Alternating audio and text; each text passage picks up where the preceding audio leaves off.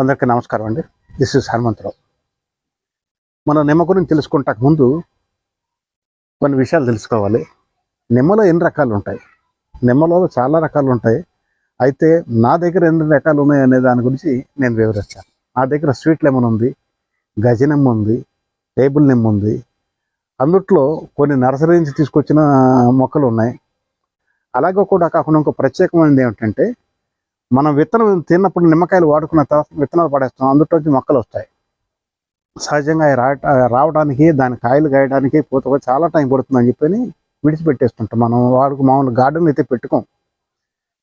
Grafting మొక్కలు అయితే తొందరగా కాపుకు వస్తాయని చెప్పి గ్రాఫ్టింగ్ మొక్కలే తెచ్చుకుంటాం.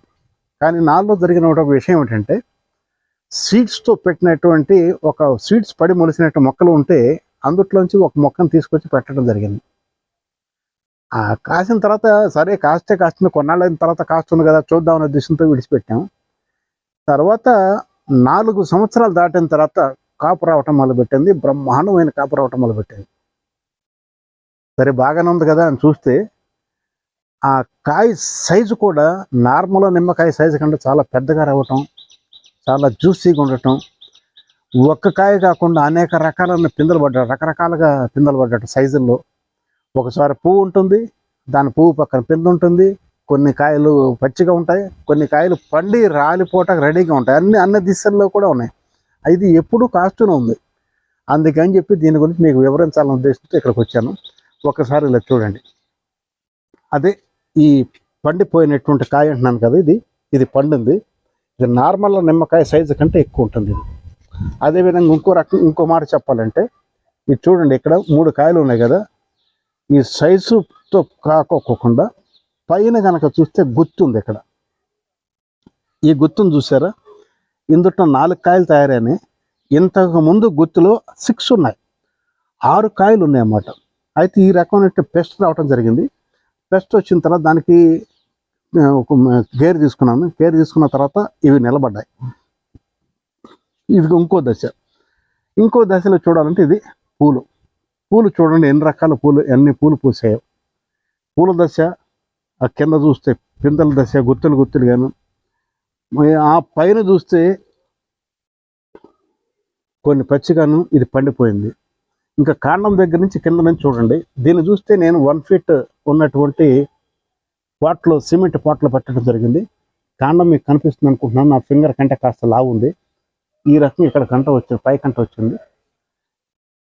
ఇక్కడ నుంచి మనం ఒకసారి చూస్తే ఇక్కడ నుంచి పూలు, మళ్ళీ కాడ, ఇక్కడ పై కంట వచ్చిన తర్వాత ఇదే కొమ్మకి కట్ చేద్దాం అనుకుంటే మన పూత రావటం మొదలుపెట్టింది. ఆగిపోయాను.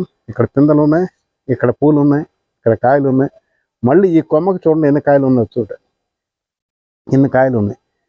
ఈ పిందెలు చూసిన తర్వాత నేను దీన్ని పురుణింగ్ చేయటం ఆపేసాను. నేను పురుణింగ్ చేయకుండా ఉంచేయటం వల్ల మళ్ళీ ఇక్కడ పూలు రావటం మొదలుపెట్టినాయి. ఉదాహరణకి ఇక్కడ చూడండి, ఈ పూలు ఉన్నాయి కదా, దీనికి పిందెలు చూస్తే ఎన్ని పిందెలు ఉన్నాయి ఒకసారి మీరే చూడండి. పక్క పూలు ఉన్నాయి, పూలలోంచి పైన వస్తున్నాయి పిందెలు. ఇక్కడ ఇన్ని పిందెలు వస్తున్నాయి. సో దీన్ని బట్టి నాకు అర్థమైంది ఏమిటంటే, మనము సీడ్స్తో తీసుకొచ్చినటువంటి మొక్కలు లేటుగా కాపుకు వస్తాయి, కానీ మొండి మొక్కలు పెస్ట్ని తట్టుకుంటాయి, బాగా పెరుగుతాయి అని చెప్పి తెలుసుకోవడానికి మనకు కొంత సమయం పడుతుంది. కానీ ఒక్కొక్క మొక్క వచ్చి చాలా బాగా కాయలు కూడా కాస్తూ ఉంటాయి. నాకు అర్థమైంది అది. అయితే అంటే దీనికి ఇంతకుముందు నేను ఏ రకమైన జాగ్రత్త తీసుకోలేదు. కొంచెం పూత వచ్చిన దగ్గర నుంచి జాగ్రత్త తీసుకోవడం మొదలుపెట్టాను నేను. ఒకవేళ ముందు నుంచి కనుక సరిగ్గా ఫర్టిలైజర్స్ ఇవ్వటం కానీ, పెస్ట్గా ఆశించకుండా ఇటు పెస్ట్ సైడ్స్ కానీ మనకు వాడినట్టయితే ఇంకా ముందుగానే కాయలు వచ్చేయో, లేక ఇంకా బాగా వచ్చేయో అని చెప్పి నాకు ఇప్పుడు అనిపిస్తుంది.